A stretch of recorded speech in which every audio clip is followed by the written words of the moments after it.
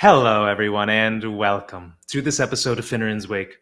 I am, with indefatigable commitment to the cause of great conversation, your faithful friend and host, Daniel Finneran. Thank you so very much for joining me today. If, dear friend, you find these conversations enlightening, entertaining, stimulating to the mind, or nourishing to the soul, please do consider subscribing to my channel. Be sure to like it, share it with a close friend and family member, and join the conversation. My distinguished guest today, with whom I'm very lucky to have the opportunity to talk, is Marcus Collins. Dr. Collins is an award-winning marketer, cultural translator, and head of strategy at Wieden & Kennedy, a global advertising agency with which some of the world's biggest brands have collaborated. An inductee to the American Advertising Federation's Hall of Achievement, Dr. Collins has worked with Google, Apple, the Brooklyn Nets, Beyoncé, and Budweiser. Outside the corporate setting, Dr. Collins is a clinical assistant professor of marketing at the Ross School of Business at the University of Michigan. And of course, Marcus is the author of For the Culture, the power behind what we buy, what we do, and who we want to be. A fine book worthy of placement on your shelf, of which I strongly recommend you all get yourself a copy. Marcus, it's an absolute honor to be joined by you today. My absolute pleasure. Thanks for having me. So first, I'd like to open up the floor to you to comment or gloat over your Wolverines' decisive victories over the detested Buckeyes and the hapless Hawkeyes in 2 consecutive weeks. We were talking about this briefly off camera, but what are your thoughts about the last 2 weeks, and what is the vibe like around on that campus? It's a moment of jubilation. The Ohio State-Michigan State rivalry is one of the most contested, the most celebrated, the most colorful rivalry in all of college sports. So any win there is sort of the biggest win of the year. And to win a national championship is sort of icing on the cake, if you will. Definitely revered, definitely wanted. But that game matters a whole heck of a lot. So the win over Iowa this weekend is just one step closer to that. So there's just a lot of pride, which Michigan doesn't have a short supply of in general. But pride today is probably higher than it normally is, which is pretty awesome. Yeah, it must be an exciting environment at which you are at the center, of which you are at the center. So, Marcus, I think we should begin in earnest by defining the central term around which your excellent book revolves, and that is, of course, culture. I think if you were to ask your average man on the street, even on the highly educated streets of Ann Arbor, for a definition of culture, he'd struggle to return one. So, relieve us and our average man of this hardship. What to you is culture? Sure. And I think that your approximation is accurate.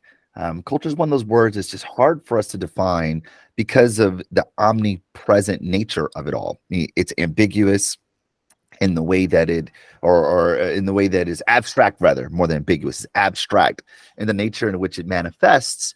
And also, it's in everything that we do, which makes it hard for us to find language to concretely describe it. And it's been defined many, many ways in many, many disciplines. I tend to look at it from a sociological lens, particularly from a gentleman by the name of Emil Durkheim, one of the founding fathers of sociology. And he talks about culture as a system or a system of systems. And this system consists of conventions and expectations that demarcate who we are and govern what people like us do, right? Because of who we are, we therefore navigate the world accordingly.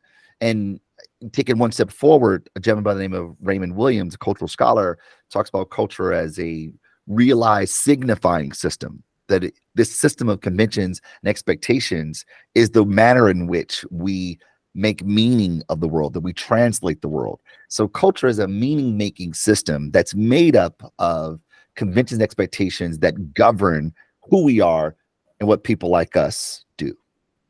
Yeah, I think that's beautifully put. And I really appreciated your incorporation of especially Durkheim, who has so much to say in the fields of sociology and psychology, that you're able to kind of simplify his work and integrate it with your own. And I think that was very helpful in your book.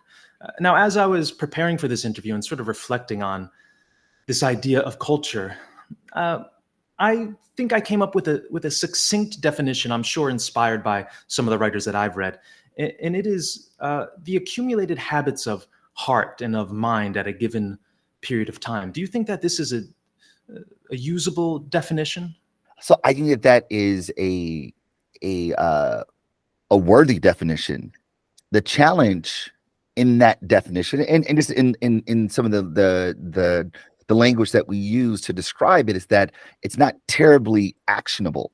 That you put like usable. So if it's about the heart and the mind, you go, okay, so how do I, like, what do I do with that? But when we describe it as conventions and expectations, it begs the question, well, what are those conventions? Oh, well, those are the beliefs that we hold, the ideologies that we tell ourselves about this collective understanding of truth. And so if it is, the conventions exist of our consist of our beliefs and ideologies, then they are manifested in our artifacts, what we wear, right? Our behaviors, these are the traditions, the rituals, the norms, the language that we use, the vernacular, the dialect, the nomenclature that we use, and it's expressed through our cultural production, right? Art, literature, film, music, movies, folklore, stories, and brands and branded products become ways by which we express our membership within this cultural collective. And we think about culture like that, these conventions, we go, oh, now I can identify someone's culture. I can say, oh, you're a part of this particular culture. Well, what do you believe? What are the artifacts? What are the behaviors? What are the language? What's the cultural production? And that gets us much closer to not only understanding our own culture, but the culture of other people as well. Right. So it almost needs to be brought down from my broader kind of airy philosophical idea to something more concrete, as you just described. I think Yeah, that's important to keep in mind. yeah, tangibility helps us use it. Action or application is possible when things are much more tangible and concrete. And to your point, it's people who are way smarter than me have come across or offered, introduced this language over a century ago, the Durkheim. The idea now is to just frame it in a way in which we today can leverage said language, not only in what we do from a consumption perspective, but also how we manage organizations or how we show up in organizations, and even more so how we participate in society. I just want to linger for a moment on Durkheim. Is it difficult for you as a scholar and as a writer to refrain from over complicating a book intended for a wide audience by incorporating a figure like him, because he's so complex and so fundamental to multiple fields? Yeah. Do you have some difficulty trying to restrain yourself and your exuberance to talk about him to a broader audience and readership? Well, I think because my career started off in practice as a practitioner, I have an affinity for simplicity. Like I have affinity for so what, right? I have affinity for how do I use these things. So starting as a practitioner, then moving into academia with one foot in practice and one foot in scholarship, that I've always sort of wrestled with that duality. Not wrestled in that it's a struggle, but trying to be as accurate as I can in the explanation, but be as digestible as possible so people can do something about it, right? It's like being an academic practitioner is having, it's living in that tension between the two. I think when I was writing the book, I realized that I was kind of serving two masters, if you pardon the language, in that I wanted to make sure that I was paying homage, paying honor to the accuracy of the academic part of the scholarship, but also being mindful of people who aren't familiar with the canon of theory, but definitely can benefit from using these things, whether they're in practice or they're a leader or manager or a politician, an activist, or just someone who cohabitates the world with us. So that tension I think it's always at the center of everything I do. When I'm in the classroom, I want to make sure that my students understand the foundational theory that informs why things are the way they are, right? If we have know why, we can get to know how. But if I never get to know how, then I'm not really preparing my students for a world in which they can make these theories actionable. So it's sort of, that's the cross that I bear, if you will, in my work, just sitting at those two things and ensuring that they are accurate, but also actionable. And I think your balance of those two things is decidedly skillful and adroit. And I want to emphasize this for those who are curious about this book and want to read it. It is an excellent portrayal of the culture as it exists manifestly. You use very sharp examples of actual things happening while also seasoning it and also building upon, seasoning it with and building upon it with these fundamental philosophies. And I think you do that expertly. And it's probably because you began in practice, moved into academia. Now you're sort of in the convergence of those two. So of course, many people might have difficulty defining culture. I think few strain themselves to render judgment on its goodness or its badness. I was reflecting on this fact. So, I mean, you, on the other hand, are perfectly capable of delivering a definition of culture as evidenced by your previous erudite examples. But I'm curious to know your opinion on the current, let's say, American culture. Do you think it's good? Is it bad? Is it worthy of export? Is it debased or in need of radical improvement and change? So what are your general thoughts about the current American culture as it exists right here and now in 2023? Yeah, that is a question that's worth pondering. And I'll say this: when I think about culture, I try not to layer it with an evaluative lens, right? I think that culture just is, right? Culture as a phenomenon, as this operating system, it just is. And to evaluate one group of people's culture through my own cultural lenses is probably unfair, right? It's like looking at another country and saying that, like, oh, the way they treat so and so is wrong. They shouldn't do that. Well, we're evaluating through our own lenses. So the question you asked, like, well, evaluate yourself then, right? Remove the bias because you're evaluating self. And when I think about the American culture, I realize that it is both fragmented and in many ways divisive in the way that it exists and has been for a long time. I think a lot of it is bound by the fact that America has always been this way for the marginalized. So when I take inventory and evaluate the current landscape of American culture, in some ways there is positiveness, right? Like, you think about this positivity, we think about the beliefs and ideologies of the country, right? We're much more progressive about women's rights, much more progressive about underestimated communities, right? Particularly people of color, right? We're much more progressive in those ways. However, we have regressed in other ways. Now, the question becomes is the progression positive for everyone, or is it regressive for others? And those things in and of themselves are translated through cultural lenses. This is why the evaluation of good or bad becomes a challenge. But through my own experiences, through my own meaning-making system, I see some things that are worrisome. I think that the institutions that we would normally call legislative, our government, judicial, Supreme Court, these things are terribly compromised. And as a result, it doesn't breed a lot of trust in the institution that we call United States. I see a lot of hate for people who don't look like us. By us, I mean each individual. I see a lot of divisiveness in people who don't see the world similarly.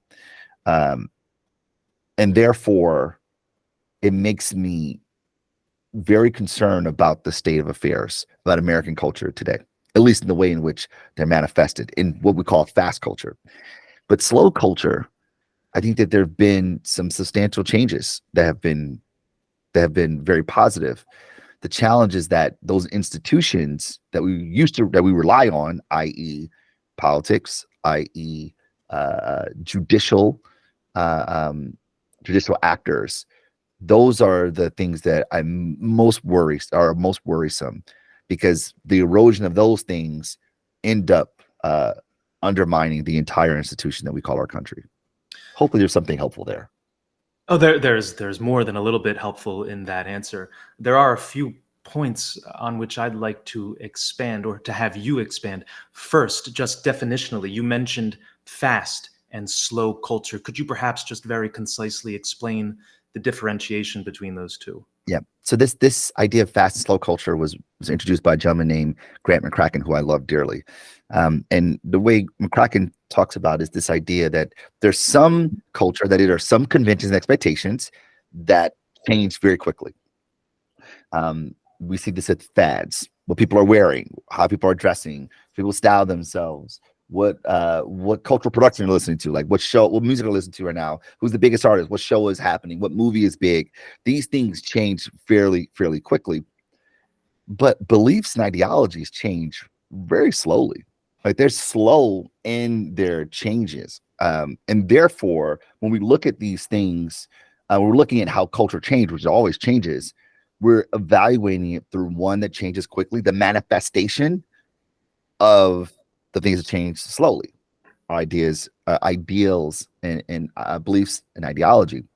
So when we talk about observing culture, we have to look at it in the sense that these two things, culture happens in different time horizons. One very slowly, and one fast culture and slow culture. Reflecting back, what is your favorite fad from the past? Oh, a favorite fad from the past. And one that causes you to cringe, perhaps because you participated in it. Oh man, that's a hard one. Now you asked me to be self-incriminating. I think, um, so it's hard for me to say. I'll start this way. It's hard for me to say because I think that those fads, those manifestations were all contextual, so they had meaning at the time. I think the things that I cringe at are the ones that were that essentially were at the expense of other people. Right. I think about like some of the language that we used back in the day that were disparaging for groups of people. I talk about this in the book, as you know. Like I grew up loving stand-up comedy, love stand-up comedy, love. And I was a huge fan of Eddie Murphy. Like I loved Eddie Murphy so much. And when I go back and look at those earlier work from him, i.e. Delirious and Raw, those stand-up like iconic specials, I cringe when I hear them, because those things are not aligned with the beliefs and ideologies of today. And I cringe because I too participated in that language, repeating those jokes. So, and that was at the expense of communities that didn't have much of a voice, that were marginalized in society. And those are things that I go, oh man, that wasn't really cool. Yeah, there's no dearth of of content at which to cringe when you look back at Richard Pryor and Exactly. and Eddie Murphy. Of course, That's though, right. uproariously funny. See, I thought you might say, in reference to the Michael Jackson album, just behind your right shoulder, maybe it was wearing the red glove for a little while. Oh man, no. Yo, I mean, let's talk about Michael just for a moment. I mean, Michael Jackson, in my mind, he's the best artist ever walked the earth. And I say that not only because of his cultural production through his music, but through the aesthetic in which he created for himself, right? Like, there's the dance moves, there's the iconography, right? Like the sparkly glove, there are the socks, there are the penny loafers, like all the things, right? It's all the things that become sort of these markers of identity that is embodied in this human being who was a musical artist, and much, much more. So think about the red jacket, the Thriller jacket. When I think about the sparkly glove, there, I don't think you can name an artist who has that distinctiveness today, that level of distinctiveness, and that kind of reverberation. So again, right now we go, would I ever wear that? No, because contextually it doesn't make much sense. But even then, that's actually the interesting part about it, is that even then, people didn't dress like Michael Jackson on a day-to-day basis. Right. Like we did, that wasn't like our style, much like Prince. People didn't dress like Prince on a day-to-day basis, right? Even though his aesthetic was very distinct. Similarly, people don't dress like Beyonce on a day-to-day basis, because I think of all the artists today, her staying power, her relevance, and her distinctiveness is so salient that to dress like Beyonce, someone will go, "Oh, you're doing a Beyonce bit," right? And as human beings, as social animals who want to fit in and also stand out, that becomes a challenge to do so when we are clearly copying someone else's aesthetic, whose aesthetic is so salient and pervasive. Yeah, there are certainly worse aesthetics that you can copy than that of Michael Jackson. Of course, he was totally inimitable. I was thinking when you were giving that response of another artist today who might occupy that stature, a similar stature, as far as cultural significance. Frankly, in the world of music, I'm not sure that one exists. I can think of one who has existed for many, many years, and that's Elton John. I was just thinking of the combination of style and substance as a great performer, and also a great image of what a performer could and should be. Yeah. So he's like the only one, but I'll have to think more deeply about a current artist who might occupy that place. I'm not sure if one does exist. And of course, I asked the evaluative question of you because it is difficult. And in your book, as I said, you do an absolutely amazing job of, defining everything. And that's really what we need. I think as the lay public, as your readership, we above all sense the culture, but like I said, can't quite articulate what it is. That's right. So that's kind of why I wanted to ask that kind of naughty little question of you. And I think you responded brilliantly. I'll just add that across the American culture, right, in every subset, I think there is unanimous discontent with our political institutions. So that's actually the one thing upon which there's broad agreement. We're all disappointed in the way in which our legislative body works or doesn't work, and the way in which the executive power is working, and certainly now the judicial branch, which previously was a little bit held in a little bit more esteem, but has degraded as of late, at least in the minds of most people. And I think that that's actually representative of the fact that these people that we vote on, that we elect to represent us, are representing such a diverse body of people who don't see the world similarly. Like the American consciousness is so embattled that it becomes a challenge to actually represent it in a very representative way. Because the numbers would tell us one thing. The numbers say, oh, people believe this on a topic, and therefore the representing body should represent that, right? It's to signify what the body wants, the will of the people. But because of the legislative practices that are in place that allow you to gerrymander, that allow you to doctor, that allow you to shift and subvert what we would call justice according to the Constitution, or at least according to the spirit of the Constitution, that becomes under siege. And therefore you go, oh man, is this body even representing me? So the populace goes, that's not representative of how of me, or of the broader population. And the underserved population, I should say the smaller, the minority, goes, well, I don't believe the populace represents me, and therefore I want my people in there. And it becomes sort of a theoretical, philosophical question about whose voice should be heard and what is the will of the quote unquote the people. Are the people of power and all the ways we think about power as far as where you sit in social economic or the social stratosphere, socioeconomic power, these things that America as a country has underscored as this is what matters to us in a capitalistic frame. Remember, context matters. Or is it pure populace? And their voice should be representative of what is. And that, I love, kind of brings back to sort of the impetus of all this, is that starts with the beliefs and ideologies. Yeah. What do we believe? That undermine everything. Yes. Exactly. So the underpinning of all this starts with, what do we, the people, believe?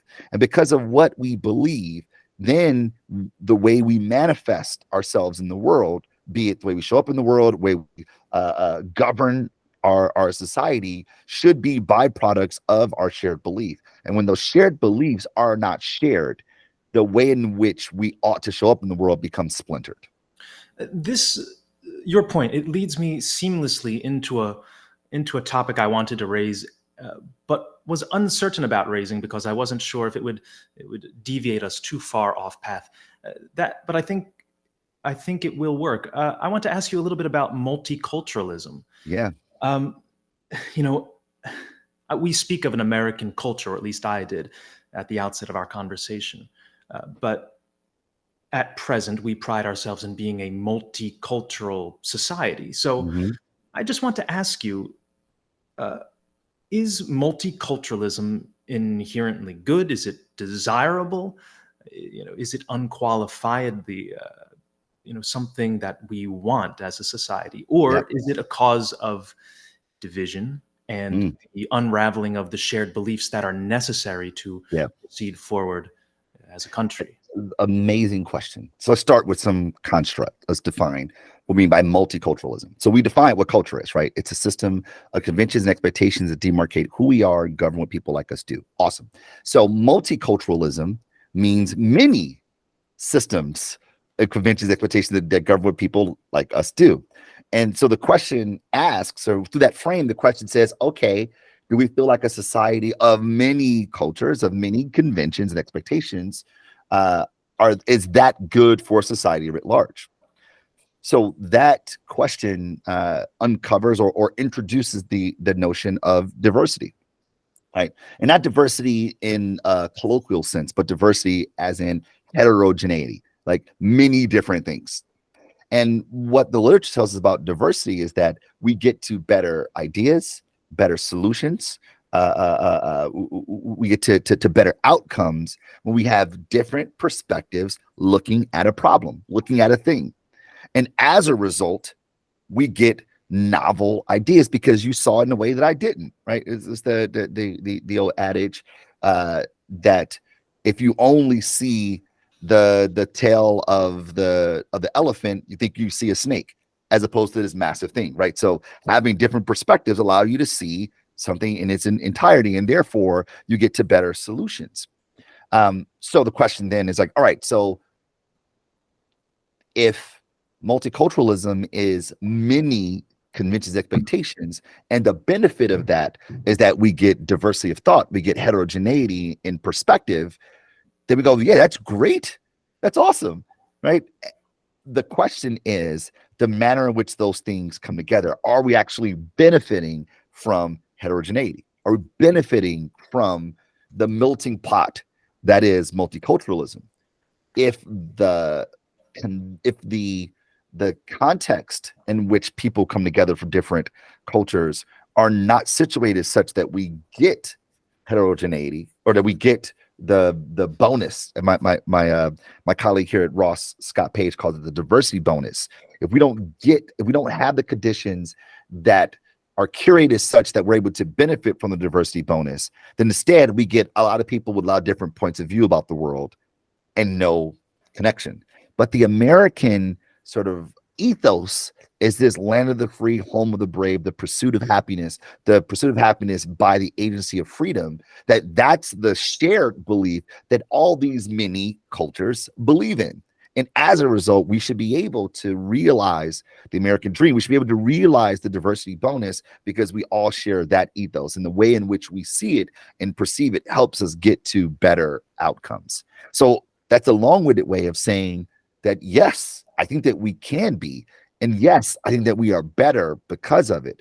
However, we have to be very intentional about the manner in which we curate society. We curate the context, the environment in which we share this landmass that we call a country, so that we are all sort of living out the creed of this country, of the land of the free, home of the brave, this idea of the pursuit of happiness for everyone. But if your point of view in the world means my marginalization, if your ideology and belief means that not everyone deserves a right to this, then I would say that you are antithetical to the belief of the country and therefore are not a part of the multiculturalism project that is democracy and the American dream. At the risk of standing out of frame and becoming out of focus, I'm going to prevent myself from standing and applauding that response. I think that was beautifully and eloquently stated. In itself could be your pitch to become a president of the United States or to attain to some high office. I applaud you. That was excellently put.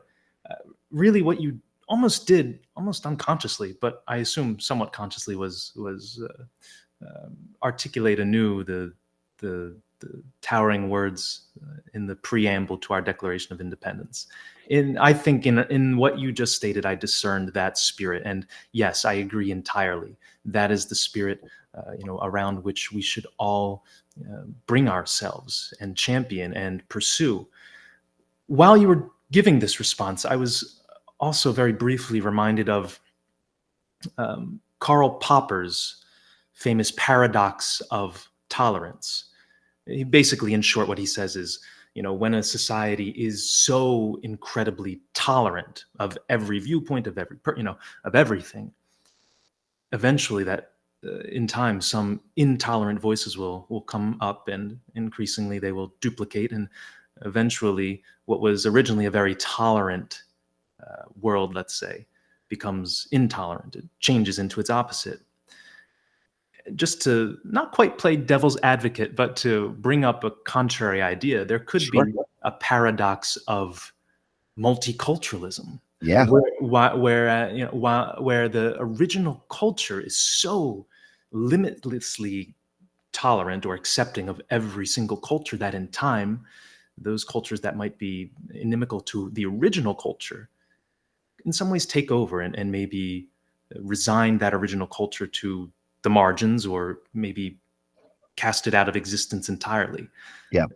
So your thoughts about the paradox of multiculturalism? I love that. I absolutely love that. And it's really spot on, right? Because what it's saying is that if we welcome all perspectives, won't at some point a perspective be antithetical to the broader perspective, right? Is there just by nature going to be sort of social dissent that then, we give an equal voice to what is antithetical to the populace? And I go, well yeah, like that's that's sort of inherent to humanity. We talk about this idea of fitting in yet standing out. Like it's sort of a part of what it means to be human, right? To want to be a part of a thing, but also carve out something for yourself. And what happens is that when people are brave enough to dissent, they then go, okay, who else out there sees the world the way we do? And then we together create our own sort of society inside of society. And you can see this thing represented based on what Carl Gauss introduced in the 1800s, right? We know it as the normal curve today, but it starts the Gaussian curve, which is the most accurate depiction or representation of how value or how things diffuse within a population. And what we know of the Gaussian curve, the normal curves, that everything that spreads, everything that happens or propagates in a population abides by this normality, this bell curve phenomenon. And the distribution, people in the middle, that's the people that are most normal. But there are always people on the ends, the fringes. right? The more in the middle you are, the more normal you are. And we go, oh, those people are normal. Why are they normal? Because they see the world the way the populace does. But there are always going to be people on the long tail, people on the far edges that see the world differently. And you go, oh man, we don't want those people, do we? Because they're actually pushing against what we believe.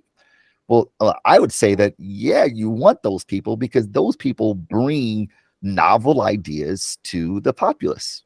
Those people bring, new points of view that we haven't considered. They challenge the orthodoxy as such that we continue to evolve as a society, right? And we see these things in like the civil rights movement. We see this in like women's liberation movement. All of these things happen with a small fringe of society that pushed against the current orthodoxy. And it's through these exogenous shocks to the system that we go, oh, I never thought about it that way. Let's discuss. Much like the earlier question about some of the fads that we cringe at. The orthodoxy was that, hey, you could talk about these people a certain way and use what we now consider inflammatory language, which was back then just normal. Like I was watching a movie with my daughter that came out. I'm not gonna name the movie, not to criticize anyone, but like it was like a 2001 release.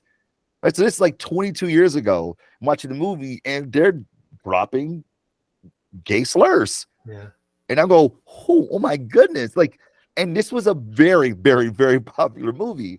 And I go, oh my goodness. Like, I cringe at it watching in present time, but I probably even said it back then. But it wasn't until a small population of people said, hey, that's not okay, that it changed. Now the question becomes, how does that change? That changes through the discourse. It changes through the conversation that we have to go, oh, wow, I never thought about it that way. Let's recontextualize this. Let's reframe this. Let's rework this to negotiate whether it is worth our attention, one, and two, how we're going to rectify this dissonance.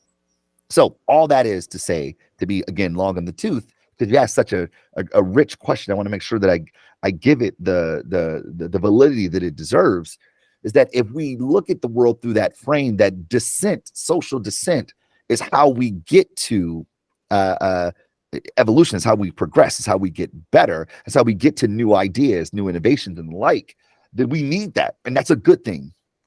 The thing that we have to keep in mind, we have to keep plumb in our minds, is what is the unifying ideology, the North Star that doesn't change.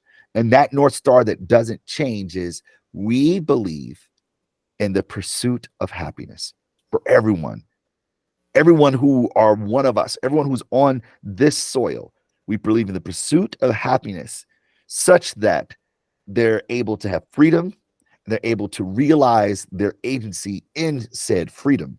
And as we negotiate these changes, we negotiate the descent from what will be a small fraction of people, that the paradox is that we give them equal voice. We then say, okay, I hear you. How does that plumb against what we believe to be true? And if it is actually a worthy adversary to the orthodoxy based on how we see the world collectively, then we should change. And if it's not, then we go, hey man, you're out of step with us. And as a result, this cannot be. And like that's why shared belief and ideology is so important when it comes to culture, because the way we see the world informs the way we behave in the world. That's why for some a cow is leather, for others it's a deity, and for some it's dinner. Which one is it? It's all of those things. And it's because of our shared belief that we can therefore navigate the world as a collective.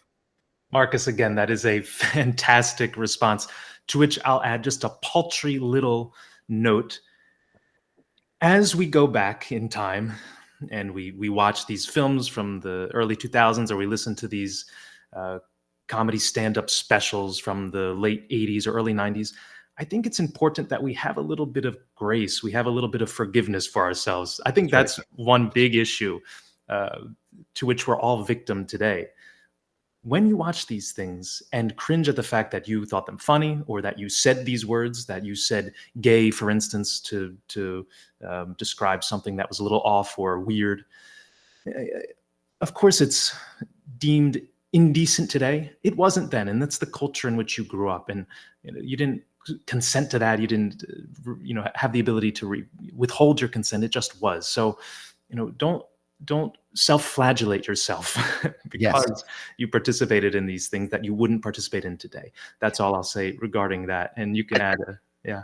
I think that is, I mean, it's so well stated that the things that we do today are within the cultural contexts of today. And when we evaluate them outside their context, i.e., in under a different set of conventions and expectations, we can say that was wrong. We can say that that was wrong, right? But provide grace that we were operating under a certain convention. Now here's the kicker, is that even though it was considered acceptable in that time, we have a responsibility to right the wrongs. Right. We have a responsibility.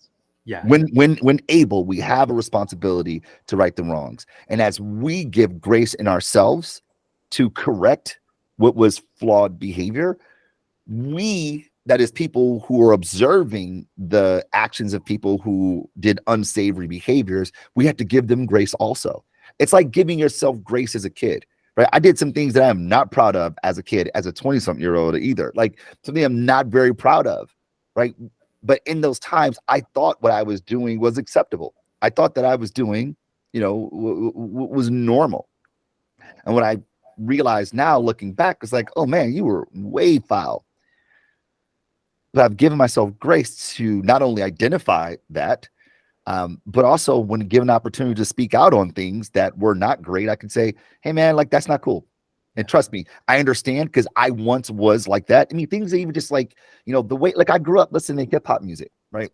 And the way that I've talked about women, I look with great embarrassment, shame in the language that I use that was manifested or that were presented in the cultural production of what was normal for me. I didn't see anything wrong with it, but I have since changed, right? And as a result, I could look back at that and not say, Marcus, you were a terrible person, but say that, like, you were abiding by what you thought was normal. It is not okay.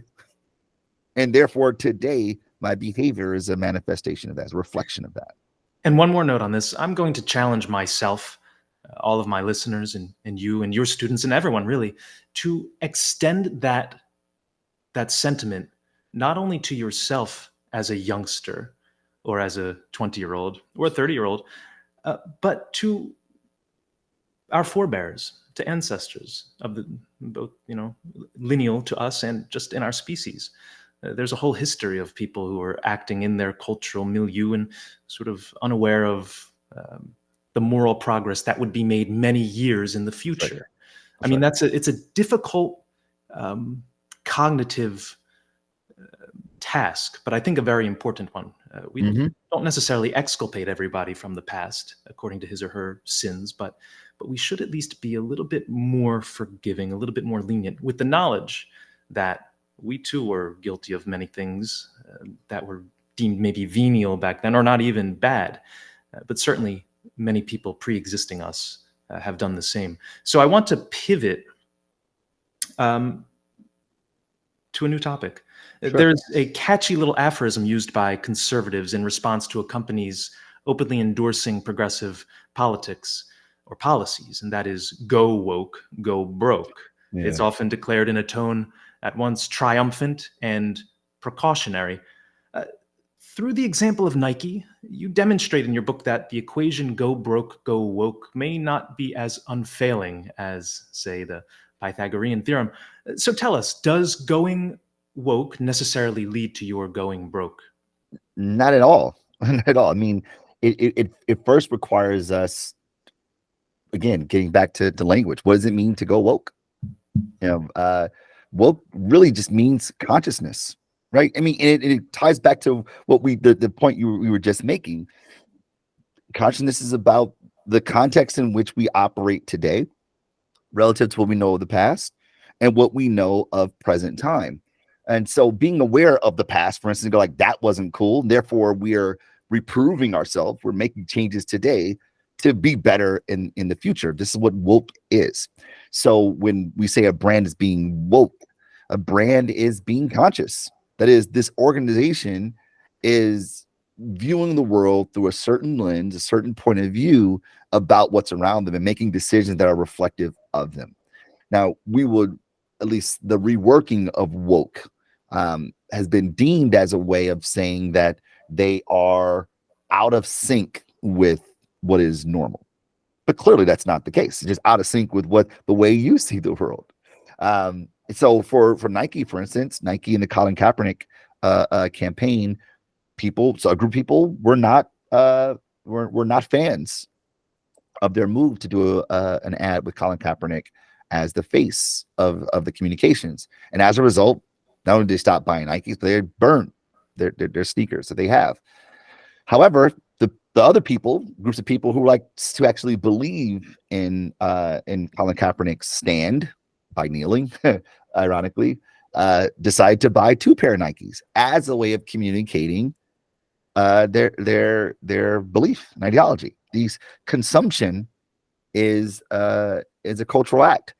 It is an outward expression of inward beliefs. So to say that a brand should not be woke or unless they'll go broke is to say that a brand cannot have a point of view about the world and should not exercise their point of view about the world. But what we know of the academic literature about what makes a brand powerful, makes a brand strong, is its ability to have an ideology and to act on said ideology, such that I buy the brand not because of its functional benefits of the product, but I buy the brand as an outward expression of my own inward beliefs, that the brand becomes a receipt of identity. And this is why consumption becomes such a cultural practice, because I consume as a way of making my culture material. Now, and what is our culture? A system of conventions and expectations that demarcate who we are. I want to interrupt just briefly. I think that's very well put. It wasn't always this way. I certainly don't remember it being this way when I was younger. Do you think it is a net benefit or detriment that we now sort of manifest our beliefs through our products, whether they be a handbag or a pair of sneakers or a pair of glasses? Or do you kind of yearn for the days, both as a consumer and as a marketer, when it was just a little bit simpler? It seemed like there was more neutrality in products and it wasn't so divisive.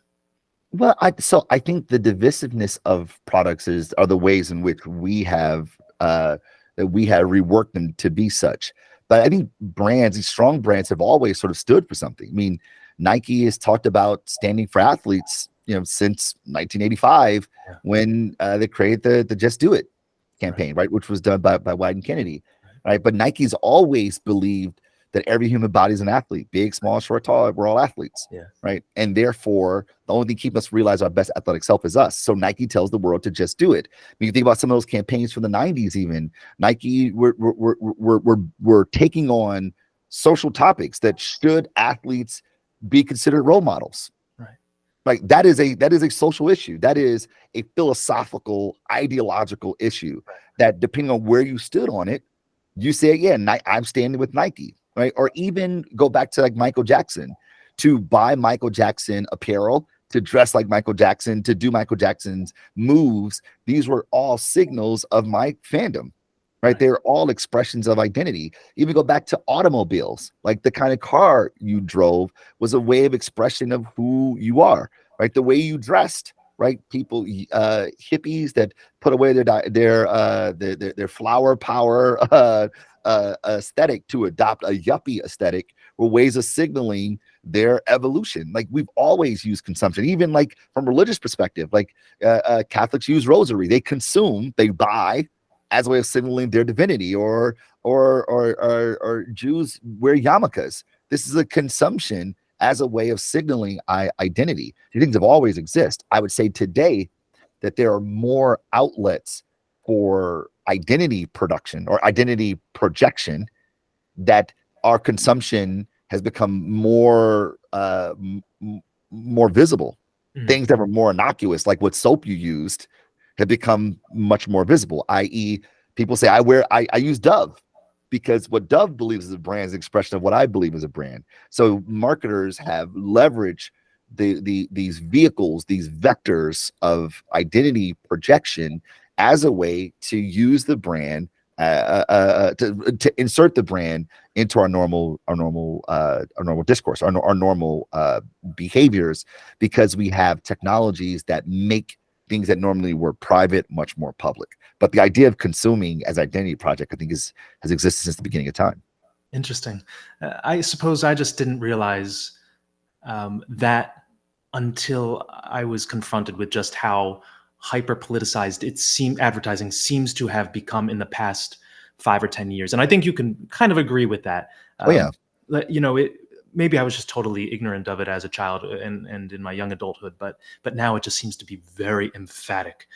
Now we have only about 3 minutes, sadly, and I have about 30 more questions. So well, let's take it that one more time. I'll be really fast. We'll keep moving really fast. I think that you are not wrong. It is far more prevalent than it has been in the past, because we realized that people consume not because of what things are, but because of who they are. And as marketing as a discipline has become more knowledgeable, more aware of these consumption behaviors, marketing as a vehicle has shifted. Marketing as a discipline to get people to take action has evolved with our increased understanding of human behavior, and therefore you see more of it, along with the perversiveness, the pervasiveness of the technology. What I fear is sort of an uncoupling of the American consumption, or American consumers, I should say, where you have basically two parallel economies. And this is a conversation for maybe a different time. That's sort of my fear. Now, maybe that's to the advantage of the marketer, who is able to enter into this new parallel world and not exploit it, but to capitalize on it. And right. Well, so, but to garner some success because of it. It's sort of a novo terrain. It's brand new, so it's a place to be, kind of cultivated and explored. So let's pin that. Just with our short amount of time remaining, I want to ask you, can you comment on the rapidity at which things have changed from your time as a student up till today? I imagine with the advent of social media, the things you learned in grad school or undergraduate school are now woefully obsolete.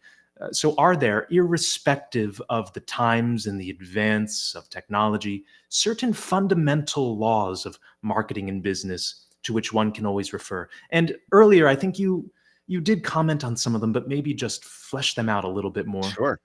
I would say that the things that never change when it comes to marketing, when it comes to branding, is that the most important thing to what we do as a discipline is about understanding people. And the thing is that the technology changes really, really, really, really, really, really, really, really fast, but people change very, very, very, very, very, very slowly. Right? Remember, our fast culture are only manifestations of slow culture. Right? The things that changes slowly over time, our beliefs about the world change slowly over time. And so for marketers, for anyone with the best interest in getting people to move, that our chances of doing such is far greater when we have a greater understanding of people, and that never changes. Which is why, as an academic, as a practitioner, constantly going back to what we know, the theory, what we know of the underlying physics of human behavior. And the better we understand it, the more likely we are to not only get people to move, but the more likely we are to also be better cohabitants of the world. That if we understand how people see the world informs how they show up in the world, and realize that our truth isn't objective, it's subjective, just like their truth isn't objective, it's subjective. And when we kind of come to that truth about human truth, then we can say, oh, they're just operating by a different meaning making system than me. And so long as their meaning making system, their truth doesn't mean my oppression, then we can coexist. Right? In fact, we could work together to create new solutions for a better society. I mean, that's actually that's the true American dream. I like the way in which you framed that. I began to squirm a little bit as you talked about subjective truth, an issue with which a topic with which I have a little bit of problem. But you then brought in the idea of the Platonic truth overriding those. It's like a meta truth. That's right. That about our subjective truth. I like the way that's layered. I think that's brilliantly put. I mean, again, For some, a cow is leather. For others, a deity. For some, it's dinner. Which Yeah. one is it? It's all of those things, right? Each truth is valuable and true, but depending on how you see the world is how you actually end up make meaning of said world. And I know we're coming up right against the clock. I just want to ask you very briefly about your career as a songwriter. You mentioned that in your book, and I'm very curious to know by what um, themes, events, other artists are you inspired, and Mhm. what is your writing process like? I don't write very much at all anymore, but back then, I just felt like my experiences growing up, or even just like relationships and falling in love, and having unrequited love and all the things that felt so unique to me, but like I was the only one experiencing such heartache or such euphoria, that these experiences, everyone to some degree or another feels it, and that juxtaposition just felt so meaningful for me, and writing about it became a way by which you help people feel seen and sort of validate my own experience. So I've always been motivated by that. So the songs I wrote were mostly love songs, right? Because I feel like that's the most important thing. Love, not just romantic love, but platonic love in general, uh, because of my ideologies and beliefs, right? Because of my religion. So I wrote from that perspective, and I was very much inspired by people like Babyface, who could take such complex ideas and make them digestible. Kind of going back to sort of where we started, and how I think about myself now as a scholar is, how do you make these things feel human, such that when people hear it, when they read it, they go, "Oh man, I get it." And that idea of a shared sort of getting it, a shared understanding, helps us feel a part of the collective. And when we feel that we've been seen, it helps validate our existence. I think both of which is very, very important to what it means to be human. Yeah, that speaks to the essence of the universality of art. That's why Shakespeare is still so salient. It's for exactly that reason. He's speaking not only to his time, Elizabethan England in the 1600s, but he's talking to all humankind. And I think what you do in your music, I haven't read your lyrics, but I understand the sentiment. I'm a little bit of a kind of an amateur lyricist myself, and That's great. what you're doing is capturing what you think is such a personal, intimate idea or feeling, but really it's shared by all of our fellow human beings, and that's the essence of art.